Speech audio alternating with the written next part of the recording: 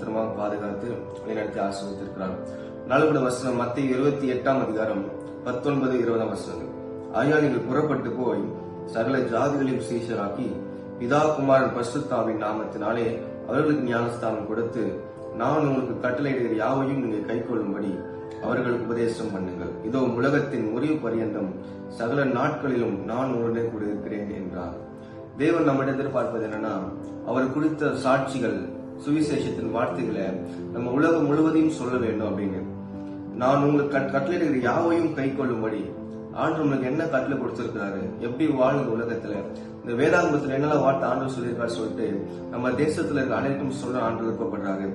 19 வசனத்துல சகல ஜாதிகளும் சீஷராக்கி பிதாத்ம பரிசுத்தாவின் நாமத்தினால் ஞானஸ்தானம் கொடுங்க வார்த்தை சொல்லப்பட்டிருக்கு.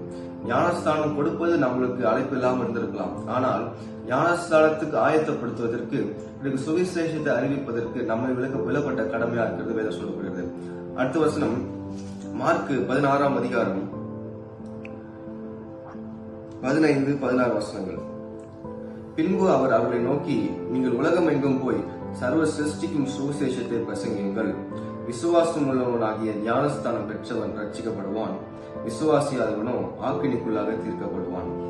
ஆண்டவர் உலகம் எங்கும் போய் இந்த சுவிசேஷத்தை சொல்லணும்னு ஆசைப்படுறாரு. நம்ம எத்தனை பேர் ஆண்டோட வார்த்தையை தெரிஞ்சு அது வார்த்தை நம்ம புரிஞ்சு சொல்லாம மனசுக்குள்ளே வச்சுட்டு வெக்கப்பட்டுட்டு சொல்லாம சொல்ல தெரியாம எத்தனை தடுமாறி கொண்டு இருக்கணும். ஆனா ஆண்டவர் சொல்றாரு, என் வார்த்தை நீங்க போயிட்டு சொல்லுங்க, நண்பர்கள்கிட்ட சொல்லுங்க. நம்ம படிக்கிற இடத்துல, வேலை செய்யற இடத்துல கிறிஸ்து பற்றி நம்ம சொல்றதுக்கு வாஞ்சி இருக்கணும், ஆர்வம் இருக்கணும். ஏனென்றால் அவங்களை குறித்து ஆண்டு நம்மகிட்ட தான் கேள்வி கேட்பார். அவங்க அழிஞ்சிட்டாங்கன்னா.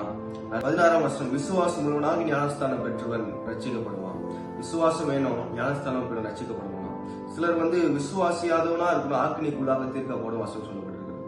விசுவாசிக்காம இருந்தோம்னா, ஞானஸ்தானம் பெறாம விசுவாசியாம இருந்தோம்னா ஆக்கினிக்குள்ளாக தீர்க்கப்படுவோம். ஆனா விசுவாசத்தின் ஞானஸ்தானம் பெற்றவன் ரட்சிக்கப்படுவதை சொல்லப்படுகிறது.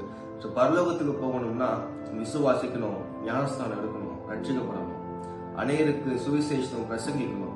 நம்ம விலப்பட்ட கடமை என்ன நம்ம தெரிஞ்சுக்கணும். கிறிஸ்துவின் சுவிசேஷத்தை அறிவிப்பது நம்ம விலப்பட்ட கடமையா இருக்குது. அதே போல அநேக ஞானஸ்தானத்துக்கு ஆயத்தப்படுத்தணும், பரலோக ராஜ்யம் செய்யணும். அடுத்த மையப்படுவதாக